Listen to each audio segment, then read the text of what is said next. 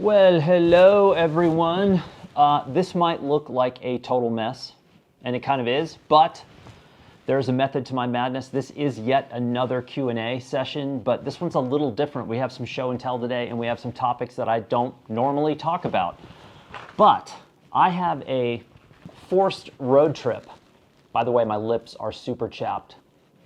It might look like I'm wearing lip gloss, which I'm not opposed to, but it's chapstick. I have a forced road trip starting soon for medical reasons. Not for me, I'm fine. For someone else. And so I'm going to be on the road. One of the things that excites me about traveling is I get to pack my pens and my journal, which I always have with me, but there's something that feels different about a road trip or a flight somewhere where you get to go out and you get to pack your extra pens. And that means that there is a brief glimmer of hope that I will have the time to actually use them. That doesn't always happen, but when it does, it's pretty great. And I have to say, when I'm on the road, whoa, watch is coming undone here. When I'm on the road, I tend to write a lot more than I do when I'm at home. For some reason, that just feels like a more natural thing. We've got a Q&A. This is, I want to say, episode 20, maybe? Episode 19 or 20 of Q&As. That's a lot. I admit that's a lot. But I admitted this a couple weeks ago. These are very easy for me to do in the midst of all of the other things that I have to do. So I've got a film on portraiture that I'm going to try to finish today as well. I've got my third AG23 issue 2 film I've got to do. I have a lot to do, people. It's overwhelming, so I got to take what I can get. And I also have my trusty phone here because right now I'm operating off 3 calendars: Google, Outlook, and Teams, none of which are working. So I don't know what's on my calendar today. I'm not 100% certain of what's on it and what time. And that's kind of frightening and maddening. And so I have a feeling I'm going to miss some things. Thank you for those of you who sent in questions. I'm one person with one opinion. Take it for what it's worth. My opinions, I think, are a little bit outside the bounds of what you're going to hear on a daily basis, especially around the photography and publishing worlds. And then this other stuff that we're going to get to is kind of fun because, like I said, I don't really talk about this a lot, but it's very much a part of my life. And I'm thankful to the people that wrote in and asked about this stuff because I think if we have the same conversations about photography and bookmaking every single day, we kind of get myopic and we're a little boring. Let's just be honest, people. We're a little boring. Okay, the first question is, what bike do I ride? For those of you who don't know me, or for those of you who are new, I love cycling. I always have. My first bike was a yellow Schwinn with a banana seat and streamers, and when you get to a certain speed, it would have a death wobble, and then you would crash, and I just kept crashing and getting up and riding. I raced bicycles when I was younger. I was never that fast, but what I realized was if you did tricks off the jumps, the crowd would applaud. And so I traded winning for showing off, basically. And I ran over on purpose the kid that everybody hated. There was a kid who was sponsored. He had every kind of sponsorship possible from every bike brand, and he was a total jerk. He was a little weasel that no one liked. And he crashed. He was way ahead of me in the heat that we were in. Typically, he would win everything. And so he's way ahead of me, and he happens to crash. And he crashes, and his handlebars turn like this, and he's laying on his chest, and his arms trapped under the handlebars. And I'm coming down this sort of, down slope, and I have 2 options. I can bunny hop him, or I can just run into him as hard as possible. And in my head, I was like, crowd's gonna want me to run into him, because everybody doesn't like this kid. So I ran into him, and then I flipped and crashed, and the crowd went crazy, because they knew that I could have bunny hopped him, but I didn't, because I'm cruel and an awful human being, which you should know by now. So fast forward through the years, I've ridden just about every kind of bike imaginable. The bike that I primarily ride right now is a 2014 Titanium Salsa Fargo. Now this is a drop bar mountain bike or an adventure bike, which is now very common through all the brands. You could also call it a gravel bike, but it's a little bit more on the adventure side than the straight gravel side. When I bought this bike in 2013, every single person tried to talk me out of it, including the bike shop that I bought it at, who said, don't buy that, you don't want it, blah, blah, blah. And I said, you know what, these adventure bikes are gonna, my opinion was at the time, these are really different and interesting and fun, and I can have one bike that does everything. And everyone said, nope, buy a road bike, buy a mountain bike, buy a gravel bike, have this whole quiver of bikes. And I'm like, nope, just want one. I'll swap the tires, do everything I want. I love this bike. There are things about it I would upgrade if I could. I would love to be able to run a Gates belt drive on it. I'd love to be able to put a roll-off hub on it. I would love to, you know, who knows, maybe add some flames down the side. But it's a great bike. If you don't know what a drop bar mountain bike is, they're all the rage these days. And the Fargo Titanium in particular was something I had always wanted. I'd always heard about titanium bikes and the ride quality, the longevity, the lightweight, the strength, and I have been absolutely 100% pleased with it. I believe it was a Taiwanese manufactured titanium. I think Salsa at one point made their titanium bikes in the US, I think, and then shifted to Taiwan. I think Taiwan had some growing pains with titanium for years and then finally got it sorted. Huge percentages of bikes are made in Taiwan, so to me it makes no difference really where it's manufactured. I've been very happy with the frame, and I've put a lot of miles on it, and it feels like a bike I can ride for the rest of my life. That's my bike. That was the first question. Second question, let's get back. Let's just rein this in a little bit and get back to a little bit of photography, photo talk. Okay, this is a good question, and I think this question is twice from two different people, which is ironic because they came in at almost the same time. I've been enjoying your YouTube channel for the last several months and appreciate this question too, by the way. Appreciate all the information you provide to the photographic community. Why, thank you. Quick question for you. It says quick question and then there's a paragraph underneath it. So I know where you're going here. I'm a film-based photographer, not because it's cool or hip, but simply because I prefer the workflow. I do too. I call film a lifestyle and digital a lifestyle, and they are very different lifestyles. And I also prefer the film lifestyle. I just can't live it right now. Not because of cool or hip, because simply I prefer the workflow, and I would like to produce a self-published photo book or zine of my work. What is the best way to prepare black and white film-based work for self-publication? I assume that scanning the negatives is a better choice than scanning a photographic print. If a negative scans are the way to go, are drum scans necessary for the relatively small images in a photo book, or would you get something from would the Noritsu be sufficient? Or if that is even overkill and I could get away with lower res scans, I obviously want the images to be reproduced at high quality, but without breaking the bank. And high quality scans done in a lab can be expensive. Absolutely, high quality scanners like Imicons are insanely priced. They're incredibly expensive. Drum scans are very expensive. The Noritsu is absolutely fine. The Fuji is absolutely fine. I made tons of books for clients over the years. I sold 120 different books to clients based on scans off of Noritsu and scans off the Fujitsu, I think it was called as well. There were two. Richard Photo Lab in LA. Here's the other thing. I used to send film to two labs in LA. Photo Impact, run by Don Weinstein, who's a great guy, and also Richard Photo Lab. And I would send like my wedding stuff and portrait stuff to Richard, and I would send my doc stuff to Don at Photo Impact. And I would still do that today if I was shooting film.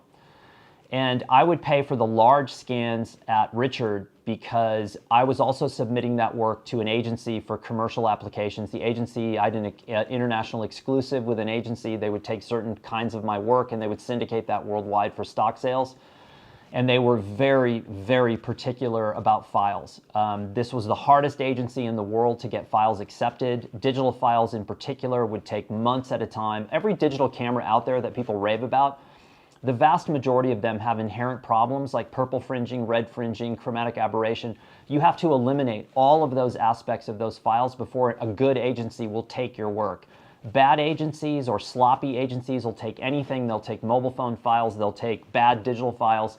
My agency that I was with, for whatever reason, had incredibly high standards. My first digital files that I got accepted into the agency took 3 months of FTPing raw files back and forth with the tech team, getting them the way they wanted. This was with brand new cutting edge at the time digital camera technology, and the technicians pointed out all the flaws in these digital files that I had not seen because I had simply not looked that closely. I'd never had a client look that closely. The film images sailed through the first time. They just said, we love film, we prefer it if you're willing to shoot it, and we would love this. And the scans that I used to send to the agency were done by Richard in LA, Richard Photo Lab. And so I was like, man, if this agency will accept these files, these are good for anything. And the 6x6 files, which were their high level, were I think 70 meg files, and the 35mm high res were 50 meg files, which is plenty to do any kind of print or photo book that I'm gonna need to print or produce. So I would scan off the negative, and here's the thing, if you're gonna scan a negative, don't mess around with low res scans. You wanna scan a negative one time, and you have an archive scan that's untouched, you duplicate the file, and you work from there, but that archive scan is never touched, never manipulated. It's like a raw file. And that way you never have to go back and scan that negative. Now people are scanning with digital cameras as a capture device. That's fine too. Again, I would just keep an original version of that file by itself and then work from derivatives of that file. You can also scan prints, but you know, getting a high-res flatbed scan is a little tricky, and I don't know that many people are doing it. I do know people who still do that. I still know book publishers who prefer scans off the print, but for the most part, negative is how I would work. And again, Noritsu's great, Fujitsu, all this modern scanners are really good. It's too bad that no one makes a really good, affordable film scanner. 35 and 120, 220. Before you go hating on me, before you go hating, people, I know they're out there. I know that there's scanner options out there, but not like what there used to be. And the reason why so many people don't shoot film is because of that bottleneck of getting a scan. And the labs are really expensive. You're gonna pay 27, 28, 29 bucks a roll to get high-res scan, FTP. And a lot of people go, look, I can't afford that. Throw in today's film prices, which are insane, and you now have a real problem. So if someone would make a really high-quality 35 millimeter, even if it was 35 specific, you know, I can live without 120, 220, but 35 specific, high-res, cheap, good, fancy, you know, maybe like it had gold legs on it, or maybe fake gold lions on the top. Think Scarface. Like, what would Scarface want his scanner to look like? I want what's coming to me, Manolo. I want the world and everything in it.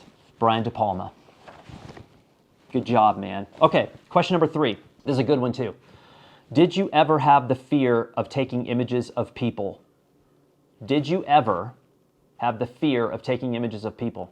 There's 2 questions in there. The short answer is yes. When I guess I had graduated from I graduated from high school. I was supposed to go to school A on a shooting scholarship, shotguns. And they lost my transcripts.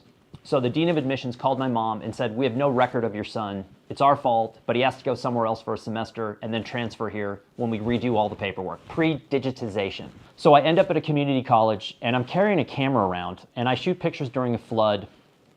And I get pictures of this like bus with a chopper trying to lift this bus full of kids about to wash into a river, and I make these pictures. Journalism instructor sees the pictures. I think I'm in trouble. He's like, no, you're not in trouble. I want to give you a scholarship to be a photographer. I said, okay, that sounds good. I abandoned the shooting scholarship in the other school. I go into journalism and I get a degree in photojournalism. Like the following day after he says, hey, I'm going to give you a scholarship, I go into this student newspaper and there's a photographer named Rudolfo Gonzalez who's a really good photographer. And Rudy hands me a screw mount Nikkor with a 35 millimeter screw mount lens and a printed piece of paper that had the Sunny 16 rule on it.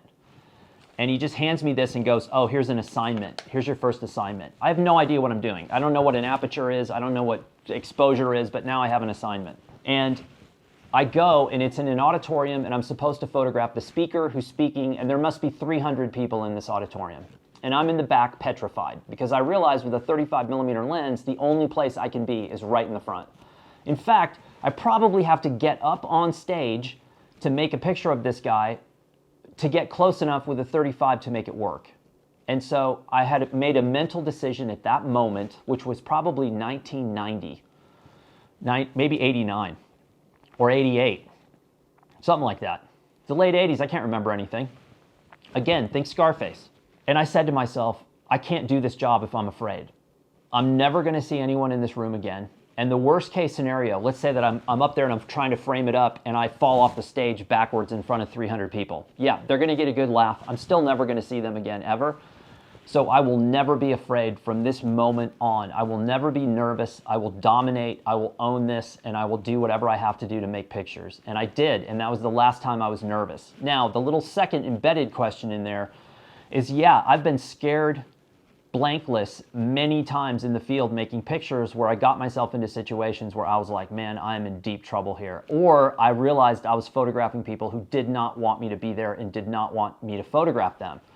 And it was volatile and dangerous and scary, and you're like, wow. And when you get out of those situations, you go, whew, that was close, you know, but it was exciting and I want to do it again, which is why you keep doing it. So The basic answer to your question is no. Everything I do is people-based. I don't shoot old buildings. I don't shoot houses at night. I don't shoot random stuff where I have no engagement. Everything I do is very much connected to the people in the photos. I'm in dialogue with them, conversation, sometimes living with them. It's complicated, messy, and I'm not suggesting you do that. It's just what I happen to do. Okay, here's where we get interesting to the show and tell. Question number 4, what outdoor kit can you not live without? Okay.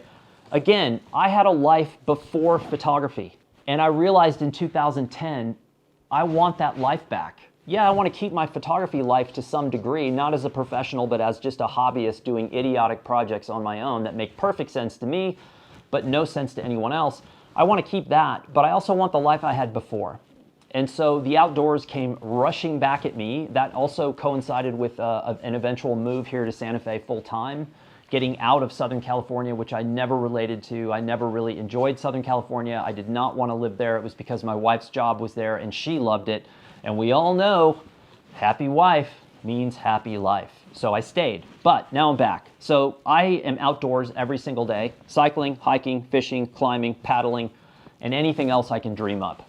So I've got a ton of kit that I use every day, and I've got there is a methodology behind what I'm showing you and why. I don't randomly endorse things or people or products or brands.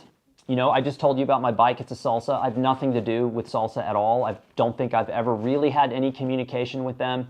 I love that bike, and if you're interested in bikes, Salsa is a very unique brand that deserves a lot of credit for pioneering what we see now today in the touring, bikepacking, adventure riding, gravel riding. They're a pioneering brand. You got to tip your hat. So first things first, outdoor kit. I have a pocket knife always. I've had a pocket knife with me from the time I was a little boy because I grew up in the country, and there's a zillion uses for a pocket knife.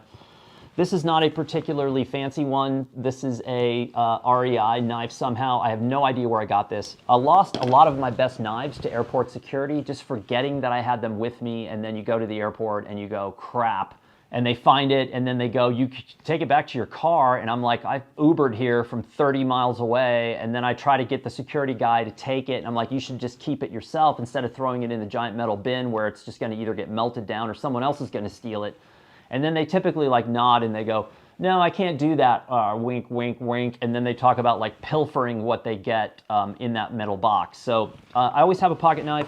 I always have a lighter. Anytime I go out anywhere in the wilds, at anywhere, anytime. Is this annoying? If I did this to my wife, she would come at me like she wanted to like give me a kiss. And then she would just whack right in the side of my head. You're annoying. So yes, a lighter. All the time, always in my pocket, and a chapstick too, now that I want to add that to the list.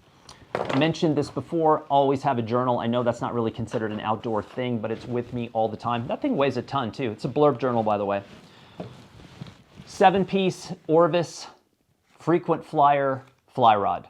I love this thing. Most of the time, travel rods, especially things that have 7 pieces, don't cast particularly well. But they're convenient. This fits in my little top loader backpack. This fits on my bike. It's like a sword. Or it's like Michael Douglas in Romancing the Stone when he's standing there with his hands up and the cop shoots his water bag. The water spills out and he's like, yeah, man, no problem. You know, what I'm talking about? That scene, that's how the Orvis, and by the way, Orvis, I have other Orvis fly rods that are 50 or 60 years old, and I have vintage reels that are from Orvis that my grandfather had that I still use. But I also have some modern Orvis reels. I have 2 of them that are low budget, low end Orvis, but they work perfectly. And this baby for a 7-piece rod works incredibly well. So that's on my kit. These are Lems trailheads. Lems is a brand out of Boulder, Colorado, L-E-M-S. And I'll link below. And again, I don't have anything to do with these guys. I just buy their stuff.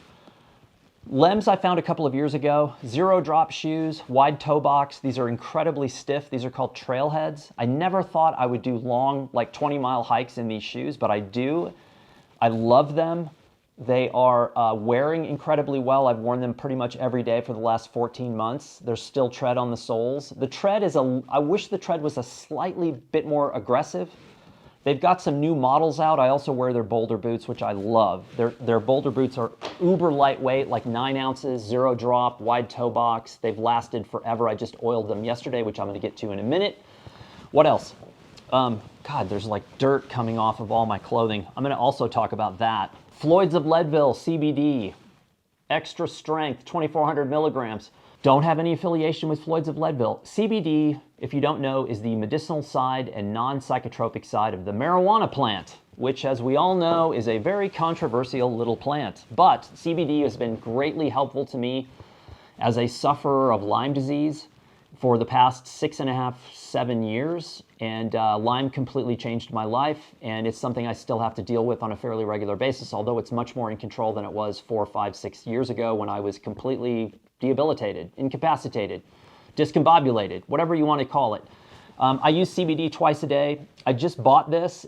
All of this stuff is expensive, but I've found this works pretty well. So if you're looking for, and Floyd is Floyd Landis, the former cyclist, responsible for the single most impressive bike ride I've ever seen. Stage 17, 2016 Tour de France. I don't give a bleep what drugs he was on. I don't care. That ride is insane. And oh, by the way, he did it with a degenerative hip problem. His hip was like jelly. It was like pudding in there. And he cranked out a 130K solo ride and took back 10 minutes and went into first place before he got busted. Whatever. We all live dichotomy lives. Dicademic, is that a word? Okay, more outdoor kit. I wear a buff every single day. Every day, everywhere, always have a buff. I also use sun sleeves. These are made by Pearl Izumi. These are white sleeves that are 50 SPF that keeps you from having to put sunscreen on over and over and over again. Same for the buff. I wear the buff, and when I'm hiking, I pull it up over the back of my head. It covers my ears, which I've had sun damage on in the past. I've had a lot of sun in my life, so I'm trying to constantly keep it off. Good pair of binoculars. Glassing for game is one of my all-time favorite things. I don't hunt really much anymore. I don't hunt at all anymore. Haven't for years, but I love glassing for game. I love looking for elk and timber, big mule deer, falcons, hawks, whatever I'm looking for. I always have a pair of binoculars either in my backpack or in my van, or both. Okay, this next piece is needs a little explanation, and it's important. So people ask me about outdoor kit, and I just explained some of the things I use in addition to all my cameras and drone and all the stuff that you would expect me to have. The binoculars, the fly rod, the shoes. But I have been wearing the same clothing every day for 14 or 15 months. And it's all kit from Beyond Clothing, which, as you know, is my partner in the AG23 collaboration. So I've never really had anyone give me clothing before. And so when people ask me about clothing, for the most part, I would only want, or bikes, or anytime someone asks me about a piece of equipment, camera gear, clothing, bicycle, whatever it is, I'm not one of those people who is going to take kit from millions of different companies, use it for a half hour, and then give you a quote review. If I'm going to talk to you about something, those binoculars I've had for over a decade, the fly rod over a decade, the shoes maybe 2 years, they're not going to last that long, the sun sleeves, the buff, all of this stuff, these are things that I use on a daily basis for years and years and years. The Salsa, I've had it since 2013, tens of thousands of miles on that bike. I know exactly what I like about that bike and what I don't. So when I share it with you, I feel that there's an actual relevance. I'm not a brand shill, and there's a ton of brand shills out there. And that's, if that's your thing, then go for it, not mine. So I've been wearing Beyond Clothing every single day, 14 months, conservatively. I've worn it from 100 plus degrees to minus 11. I've worn it every single day. I'm not joking. I wear the same stuff every day because I knew at some point someone would ask me about this gear, and I would be able to say, this works, this doesn't, this didn't last, this I like, this I don't, whatever. I need to form an actual opinion from real world usage. So moving to Santa Fe put me in kind of a spot because I'd lived in a warm weather environment for 25 years. I move out here, I have a little bit of clothing, but I am woefully ill-prepared to really deal with four-season weather and also a legitimate winter where we have temps like minus 11. We have lots of snow, we have sleet, rain, hail, monsoon season. And then in the summer, we have very hot, dry temperatures. So there is a selection of kit from Beyond that I've worn every single day that I think you would like if you're in the markets for this kind of thing. Number one is their beanie. Hats, because I shave up my head all the time. It's very easy to get cold. This is a hat I wore every day, all winter, inside, outside, everywhere. So it's a pretty standard beanie. It's incredibly comfortable. I have a new AG23 beanie that I haven't shown because I've only worn it twice. This one I've worn probably conservatively 150 times. I got a pretty good idea how it works. Beyond's t-shirts. I have 4 of these, and here's the thing. When I wear something like this, I torture it. I did a run this morning and I wore one of those t-shirts. I will run in it, hike in it, fish in it, sweat in it, and I don't wash it. I do it over and over and over again, and then I wash it and see how they hold up. So I have 4 of those t-shirts. They look like the day that I got them. Again, this is a layering system for me, which is key because, again, my mom and I were talking about this morning. She goes, I've had to change clothes 3 times today. And I go, I did too, because we got up and it was sunny, and then I went for a run. It was freezing. Now it's raining, cloudy. Layering up, people. K5 Modus jacket I'm wearing right here. Love this jacket. Fits tight. This pocket is super strategic for me with my road mics, and also just because I can put phone or anything else in there and access it quickly. It's got big cuffs with Velcro so that if I've got giant gloves on, I can still Velcro them over the top, or if I don't, I can get it tight. And it has a hood that's big enough to go over my little tiny melon with a hat on. And that's huge. I need a hood that goes far enough so when the rain is driving or the wind is driving, it's not like still hitting the edges of my face and fogging my glasses. So the hood is really nice on this. Solaris pullover, pretty basic, but also has a hood. And that's one thing about being here in the winter that I wasn't really thinking about, was how important that hood was gonna be. I use the hood every single day, all day. Guide gloves, leather guide gloves with Beyond Bee Balm. I just opened this up in the house yesterday and just left it open, and my wife walked in the room. She goes, oh, this is lemon. What is it? Let me read this here. Natural Care Series Everlasting Products. This smells so incredible. I just oiled my boulder boots with it yesterday. I oiled my gloves, and I use it on my hands.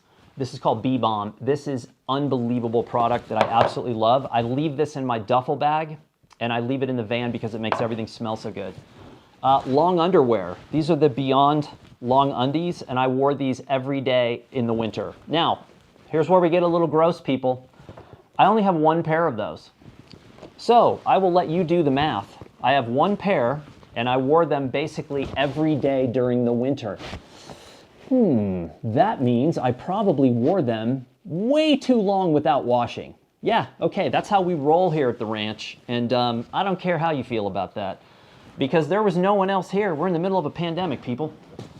Okay, the single piece of kit that I probably used more than anything else is called a dash jacket, D-A-S-C-H-E. This baby is unreal. This weighs nothing. It's a Primaloft fill, I believe. God, I hope I got that right. Anyway, it's called a dash jacket. It's pretty easy to find on the site. Now, I've never had a jacket like this. From mid-arm down, you will see there's no insulation. It's just this stretchy fabric, which is also running down the sides of this garment. I abused this jacket to death for the last 14 months. I sweat through it. I got it soaked. I washed it. I got mud on it. I did everything to destroy this jacket I possibly could because I liked wearing it so much. It's so lightweight. And not having insulation from the mid-arm down meant you have a dexterity and a mobility in the jacket that I don't have in jackets that have padding all the way down or insulation all the way down. So if you're a climber, if you're a cyclist, if you're fishing and you like that mobility of having freedom in your arms, the dash jacket is insane. I love that thing. It has a hood in it. I never used the hood because I had so many other hoods in my other things. Maker pant. Every day, people, I wore these. I have a green pair and I have the the tiger stripe camo pair, which is probably my favorite pair. I wore these probably conservatively 250 times in the last year, and they look exactly like they did when I bought it. There's a couple of things I like about this. There's a pocket on the front right quadricep that has a giant button that you can work with one hand. That's key, because when you have gloves on or you have a camera in one hand and you're taking your phone in and out of this pocket, which it's perfect for, you can close that button with one hand. That was something to me that was, I'm not a fan of carrying your phone in your pants pocket, especially in your front pants pocket. Guys, think about it.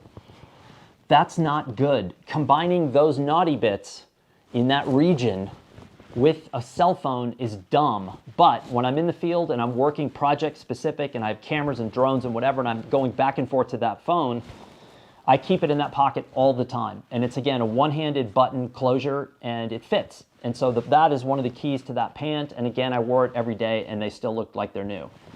And this is, I'm not going to unpack it, this is a K7 belay jacket. If I put on a pullover and the dash jacket and my beanie and these gloves and a wind layer, I could pretty much sustain myself in anything that was 20 degrees and above. When I got below 20 degrees, or if I had to be stationary for a long period of time and it was windy, wet, cold, sub 20, the K7 is called a belay jacket, K7, which again, I'm not going to unpack because it fits in this nice little handy pouch. This baby was like an oven. You put that on and I could be stationary and warm, and I'm skinny. I am not a cold weather guy. I am a hot. Put me in the tropics. Put me in the jungle. I'm perfectly happy. Put me in sub 20 and I'm miserable and questioning my life decision-making paradigm. So that's it. That's the kit that I can't live with on a daily basis. That's what I'm into the most. I'm going to stop this and start it over. I know this is a long one, but you know what? I don't care. We're going to do one more and that's it. Oh God, no, it's a 3-part Mark question. But I am going to end on this. This is 5A, 5B, and 5C. Mark said, I love the post you send out about the books you've been reading, which inevitably end with, get it, read it. That's on my site, shifter.media. I post most of the books I read. I should say many of the books I read. But do you ever read books that you don't like, those you don't tell us about to get, and those you tell us not to get and read? I find it hard to believe that you like and recommend every single book you pick up. Why not tell us about the ones that just don't do it for you? Here's why. And the answer is yes, I read plenty of books that I don't put on my website. Books that fell flat, didn't work for me, not interesting. But here's why I don't do that. It is so hard to get a book published as an author. It is so incredibly difficult. Even if you are a great writer, that is no assurance you are going to get published. Publishers are chasing this 19-to-1 ratio, this crazy 50 Shades of Grey, trying like mad to discover who the next 50 Shades of Grey is. That's one of the highest selling books in history. And consequently, people are getting tossed aside right and left in this crazy effort to try to find the next superstar. I think there are so many things against authors. I think one of the beauties of today is that you can put a book out on your own. You can develop an audience on your own, and you can sell books on your own if that's a possibility. Look at the daily deals on Amazon Kindle, and you'll see tons of unknown authors with series of books in the 20s and 30s, you know. Billy Takes Manhattan, book 1, book 2, book 3, book 4. You know, the big publishing houses are not publishing those. Those are independent authors who've discovered an audience on their own. That I love. But for somebody to really take the time and effort to put a book into the world, I cannot diss them. I don't have it in me to say this book sucked. I just don't, because I've tried a million times to write a book and I can't do it. So anyone who can, I got to tip my hat and say, look, you are deserving one way or another. Maybe this book didn't resonate with me, but it will with you. So that's why I don't do that.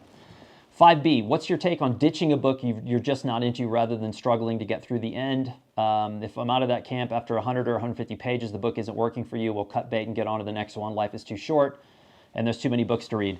I don't do that either. I hardly ever quit a book, even if it sucks. I accidentally read a YA book a couple of years ago. YA is, if you don't know, young adult, the single fastest growing demographic in publishing by far. And I got this book because I've ordered it digitally, and I didn't know it was a YA book, and I'd never read a YA book before. And I kind of looked at YA and I was like, I'm an adult. Why would I read a YA book? And almost immediately, I felt something was wrong. I felt creepy reading this book. And I was reading it thinking, why am I feeling so creepy? I feel like I'm spying on teenagers or something. And then I finished it, and in the end, it pops up like, hey, what'd you think of this YA novel? And I was like, don't! I just read a YA book. That's not what I wanted. So I still read it, even though I felt creepy the whole time and I had to read like this. I still read it. Again, if they made the effort to put it out there and I was dumb enough to pick it up, I'm going to stick it out, baby. Baby. Last question. 5C. If you care to comment, are you a Hemingway fan? Did you see the recent PBS documentary on Papa? I did not see the documentary. I'm a huge Hemingway fan. I've read pretty much everything he's written many times. I love it. I think about him often. He was definitely a flawed human being, and I think there's a lot of things we can learn about him in a positive way and a negative way. But I do. And I think his writing style is completely often downplayed by people who don't know how difficult it is to do what he did, which is short, concise, pointful, meaningful sentences all the way through a novel. That's hard. It's much easier to ramble on. Trust me, I'm at like 35 minutes on a Q&A that has 5 questions. That's our Q&A. I've got to cut this short. I've got a whole nother page of questions that I didn't get to. That'll be in episode 21. I've also got to get this portrait thing done. It's a nightmare around here, and it's all my fault. So thanks for tuning in. I'm one person with one opinion. Thanks for sending your questions.